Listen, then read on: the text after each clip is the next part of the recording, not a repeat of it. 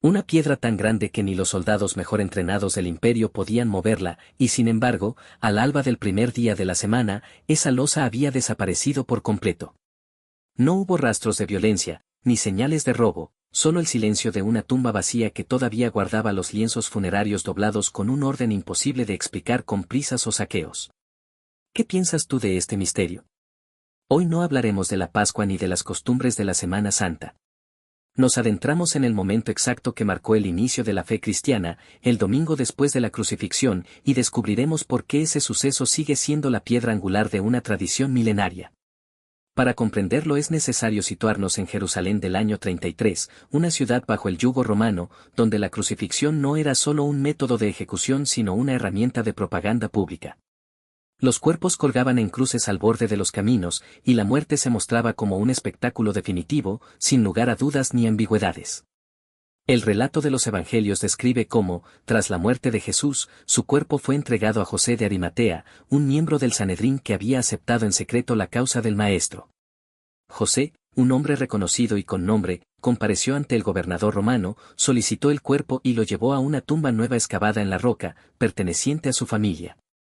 Esa tumba no era un sepulcro cualquiera, estaba situada en un jardín cercano al lugar de la crucifixión, en una zona conocida por los que habían acompañado a Jesús desde Galilea. Las mujeres que lo habían seguido observaron dónde se depositó el cuerpo, y, conforme a la ley judía, prepararon especias aromáticas, mirra y aloes, pesando alrededor de 100 libras romanas, es decir, 33 kilogramos, que envolvieron el cuerpo en vendas de lino antes de colocarlo en la cámara sellada. Al día siguiente, el sábado, los principales sacerdotes y fariseos, temiendo que los seguidores pudieran intentar robar el cuerpo para proclamar una resurrección falsa, se dirigieron a Pilato. Recordaron al gobernador la propia predicción de Jesús de que resucitaría al tercer día y solicitaron que la tumba fuera custodiada hasta entonces. Pilato accedió, y la entrada fue sellada con el sello imperial, un precinto de arcilla o cera que llevaba el símbolo del poder romano. Una guarnición de soldados, probablemente entre 4 y 16 hombres según la terminología griega del texto, fue asignada para vigilar la sepultura, una vigilancia formal y profesional que garantizaba que nada sucediera con el cuerpo.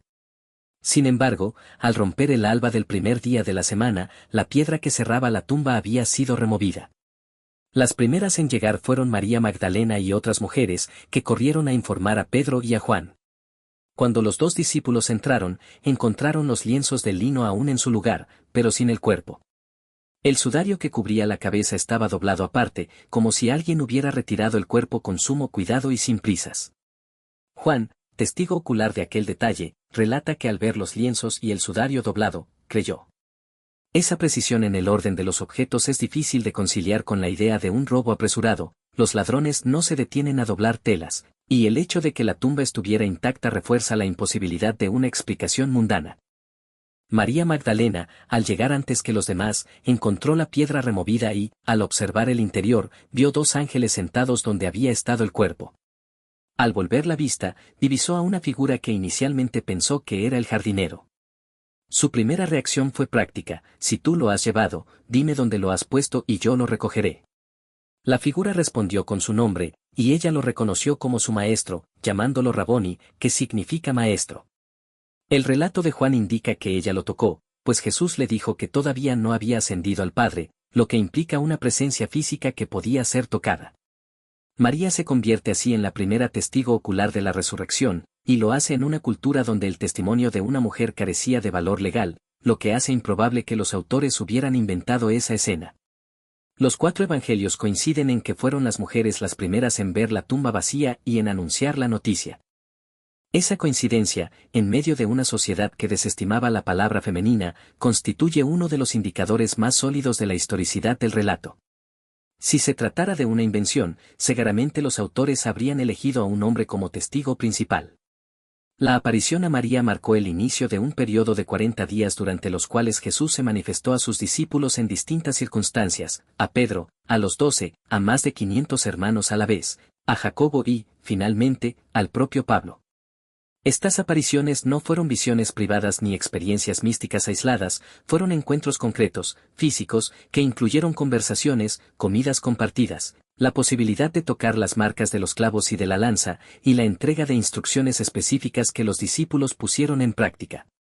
Pablo, en su primera carta a los Corintios, enumera estas manifestaciones como un catálogo de evidencias, señalando que la mayoría de los testigos aún vivían cuando él escribió, lo que permite que los lectores de la época pudieran verificar sus testimonios. La multiplicidad y la diversidad de los testigos, la consistencia de los detalles y la imposibilidad de una conspiración que involucrara a tantas personas diferentes, hacen que la resurrección sea un fenómeno único en la historia de las religiones. No se trata de una visión interior, sino de una serie de apariciones públicas y verificables que transformaron radicalmente la vida de los primeros cristianos, llevándolos de la desesperación a la proclamación audaz de que el Señor había vencido a la muerte. Dale like si esto te está resonando, porque lo que estamos analizando no es solo un relato antiguo, sino un hecho que cambió el curso de la humanidad. Ahora, para comprender el impacto inmediato de esa tumba vacía, debemos adentrarnos en la reacción de los líderes religiosos y romanos, y en la manera en que la noticia se propagó por las calles de Jerusalén y más allá.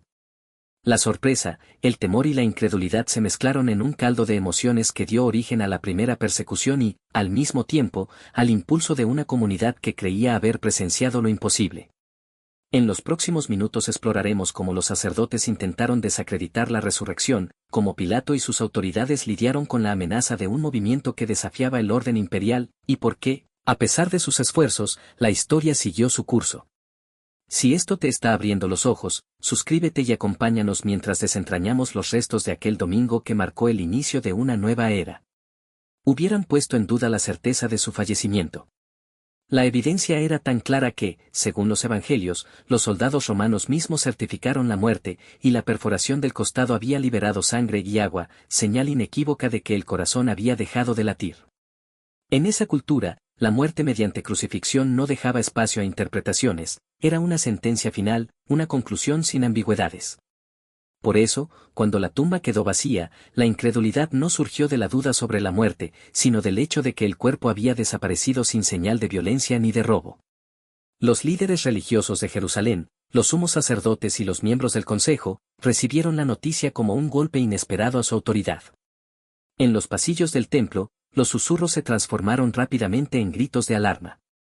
Si la resurrección fuera una simple invención, bastaría con presentar un cuerpo robado para desacreditarla. Sin embargo, la ausencia total del cadáver, acompañado de los lienzos funerarios aún doblados y la piedra rotulada con el sello imperial, hacía imposible una explicación convencional. Los sacerdotes, conscientes de la gravedad de la situación, convocaron a sus colegas y a los ancianos para deliberar una respuesta. Uno de los argumentos que surgió entre ellos fue la necesidad de presentar una teoría que preservara la dignidad del templo y mantuviera el orden público. Propusieron, entonces, que los discípulos habían perpetrado un engaño, que habían movido la piedra bajo la cobertura de la noche y que, de alguna forma, habían sustraído el cuerpo para crear una leyenda. Pero, ¿cómo explicarían los testimonios de los guardias romanos? Los soldados, que habían sido asignados a vigilar la tumba, afirmaron que la piedra permanecía en su lugar hasta la madrugada, cuando, al comprobar que la losa se había desplazado, se encontraron con la tumba vacía. La evidencia de la custodia romana, que incluía a hombres entrenados y bajo la autoridad directa del procurador, no podía ser fácilmente desestimada. El procurador romano, Pilato, se vio también arrastrado al torbellino de la controversia. Aunque su papel en la crucifixión había sido decisivo, él mismo no pudo ignorar la perturbación que la noticia provocó entre la población judía y entre los soldados bajo su mando. Pilato, conocido por su pragmatismo y su habilidad para mantener la calma ante disturbios, debía sopesar la situación, por un lado, la posible amenaza de un movimiento que desafiaba la autoridad imperial, por otro, el riesgo de avivar más la ira de la población judía, que ya mostraba signos de resentimiento. Los informes que llegaron a la oficina de Pilato describían una atmósfera de temor y confusión entre los judíos. Algunos relatos hablaban de grupos de discípulos que, con una energía renovada, anunciaban que el Mesías había vencido a la muerte. Otros describían a los sacerdotes intentando calmar a la muchedumbre, advirtiendo que se trataba de una herejía destinada a desestabilizar la paz. Pilato, al evaluar la gravedad del asunto, optó por no intervenir directamente en el conflicto interno entre los judíos. En cambio, ordenó que los guardias mantuvieran una vigilancia más estricta alrededor del templo y que cualquier altercado fuera reportado de inmediato. Mientras tanto, la noticia se propagó rápidamente por las estrechas calles de Jerusalén. Los mensajeros corrían de una puerta a otra, de una casa a otra, llevando la noticia del cuerpo vacío y de las afirmaciones de los discípulos. En los mercados, los vendedores de telas y especias comentaban el suceso con una mezcla de asombro y miedo. Algunos, escépticos, lo descartaban como una invención de los seguidores, otros, intrigados, se acercaban a los testimonios para buscar alguna pista de verdad. La velocidad con la que la historia se difundía era tal que, en cuestión de horas, la noticia había llegado a los barrios exteriores y a los asentamientos cercanos. Los discípulos, que antes de esa madrugada se encontraban sumidos en la desolación, experimentaron una transformación radical. Lo que había comenzado como una profunda tristeza se convirtió en una convicción inquebrantable. Según los relatos, varios de ellos se reunieron en el mismo lugar donde habían visto el sepulcro y, con asombro, proclamaron que habían presenciado la aparición del Maestro resucitado. Cada uno describió encuentros íntimos, toques de las heridas, palabras de aliento y la sensación de una presencia palpable que les devolvía la esperanza. Estas experiencias no fueron compartidas en privado, sino que fueron anunciadas públicamente, en las sinagogas y en los espacios abiertos, con una fervorosa certeza. El testimonio de Juan, quien había sido testigo directo, menciona que el propio Jesús mostró a sus discípulos sus manos y su costado, para que pudieran ver las marcas de la crucifixión y comprender que no se trataba de una ilusión. En el caso de Tomás, la duda inicial se transformó en una confirmación palpable cuando, según la tradición, tocó la herida del costado y sintió la evidencia física de la resurrección. En el relato de Pedro, la aparición se dio en el umbral de la casa, y él, aún temeroso, recibió la instrucción de alimentar a sus ovejas, un mandato que se convirtió en la base de la misión apostólica. Cada testimonio, aunque variado en su forma, compartía un núcleo común, la presencia tangible del Maestro, que había vuelto a la vida. Esta serie de testimonios, que se multiplicaron rápidamente, no solo reforzaron la fe de los seguidores, sino que también generaron una respuesta violenta por parte de los que se sentían amenazados. Los sacerdotes, al percibir que la autoridad del templo estaba siendo cuestionada, buscaron alianzas con los gobernantes romanos para reprimir lo que consideraban una subversión. En los registros de la época, se menciona que los judíos que proclamaban la resurrección fueron arrestados, interrogados y, en muchos casos, ejecutados. El temor a una revuelta popular llevó a los romanos a considerar la posibilidad de que un movimiento nuevo, con un mensaje de vida y redención, pudiera desestabilizar el control imperial. Sin embargo, la persecución inicial no logró detener la expansión del mensaje. En contraposición, la presión ejercida sobre los seguidores pareció fortalecer su determinación. La historia muestra que, tras los primeros arrestos, los discípulos se dispersaron a distintas regiones, llevando consigo la noticia a ciudades como Antioquía, Éfeso y Roma. Cada viaje fue acompañado por relatos de milagros, curaciones y transformaciones personales, los cuales sirvieron como evidencia adicional de la veracidad de la resurrección.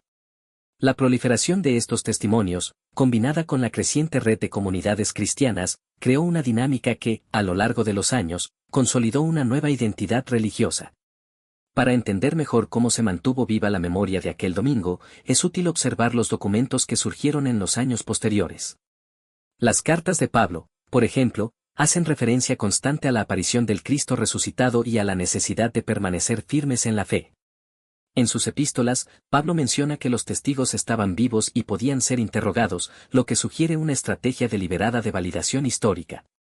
Además, los evangelios, redactados varios años después, recogen con detalle los eventos del sepulcro vacío, los encuentros con el Maestro y las reacciones de los diferentes grupos. Cada uno de estos textos, aunque redactado desde diferentes perspectivas, converge en la descripción de una tumba vacía y de una aparición que cambió el curso de la historia. Este proceso de documentación y transmisión oral fue, sin duda, crucial para la consolidación del relato. La comunidad primitiva no se limitó a un simple relato anecdótico, construyó una narrativa estructurada que incluía pruebas, testimonios y argumentos teológicos. La consistencia de los detalles, la diversidad de los testigos y la imposibilidad de una conspiración que involucrara a tantos actores diferentes, hacen que la resurrección se destaque como un fenómeno singular en la historia de todas las religiones. No se trata simplemente de una visión interior o de una metáfora espiritual, sino de una serie de apariciones públicas y verificables que transformaron radicalmente la vida de los primeros cristianos, llevándolos de la desesperación a la proclamación audaz de que el Señor había vencido a la muerte. En este punto, la pregunta natural que surge es, ¿cómo pudo un evento tan imposible haber ocurrido sin que las autoridades romanas y judías pudieran refutarlo eficazmente? La respuesta se encuentra en la combinación de factores: la custodia romana de la tumba, la imposibilidad de una conspiración sin testigos fiables, y la rapidez con la que la noticia se difundió, creando un clima de incredulidad y temor que dificultó una respuesta organizada. Además, la naturaleza misma de la evidencia, que incluía la ausencia del cuerpo y los objetos funerarios intactos, dejó poco margen para explicaciones alternativas. La reacción de los líderes, que intentaron desacreditar la resurrección mediante teorías de robo o de engaño, se vio rápidamente frustrada por la consistencia de los testimonios y la imposibilidad de reproducir el fenómeno. Ahora, al reflexionar sobre el impacto inmediato de esa tumba vacía, es imposible no sentir la magnitud de la transformación que se desencadenó. La gente que había sido testigo de la crucifixión, al ver la tumba desierta, pasó de una profunda desesperanza a una convicción firme y a una energía renovada para difundir el mensaje. Esa energía se tradujo en la primera persecución, pero también en la decisión de seguir adelante, de predicar en las calles, de compartir la historia con cualquiera que estuviera dispuesto a escuchar. En la medida en que la noticia se propagó, la comunidad cristiana empezó a consolidarse, a organizarse y a definir su identidad frente a las autoridades. La historia nos muestra que, a pesar de los intentos de los sacerdotes de desacreditar la resurrección y de los intentos de Pilato de contener la amenaza, la corriente del cambio siguió su curso. La respuesta de los seguidores no fue detenerse, sino avanzar con mayor determinación. Cada día, en los mercados, en los hogares y en los lugares de culto, se repetía la historia del sepulcro vacío y de la aparición del Maestro. Esa repetición, constante y firme, creó una base sólida que permitió que la fe se extendiera más allá de Jerusalén, alcanzando los confines del imperio. La pregunta que ahora nos planteamos es, ¿qué significa todo esto para nosotros hoy? La evidencia histórica, los testimonios de los primeros testigos y la imposibilidad de una conspiración masiva nos invitan a reconsiderar la naturaleza de los eventos que cambiaron el rumbo de la humanidad. No se trata simplemente de un relato de fe, sino de una observación basada en hechos documentados, en pruebas convergentes y en la transformación social inmediata que desencadenó. Si te ha resonado esta exposición, te invito a reflexionar, ¿qué opinas de la fuerza de los testimonios y de la imposibilidad de refutar lo que ocurrió? ¿Crees que la historia de la resurrección sigue siendo relevante en nuestro mundo contemporáneo? Comparte tus pensamientos, porque la discusión no termina aquí. A medida que avanzamos, veremos cómo la comunidad cristiana primitiva, a pesar de la persecución y del escepticismo, logró consolidar una red de creyentes que dio origen a la primera iglesia organizada. Los primeros líderes, como Pedro y Juan, establecieron comunidades en casas particulares, compartieron el pan y el vino como símbolos de la nueva alianza, y cultivaron un sentido de pertenencia que trascendía las divisiones sociales y culturales de la época. El proceso de expansión no fue lineal ni exento de desafíos. En los años posteriores, los seguidores enfrentaron episodios de violencia, arrestos y martirio.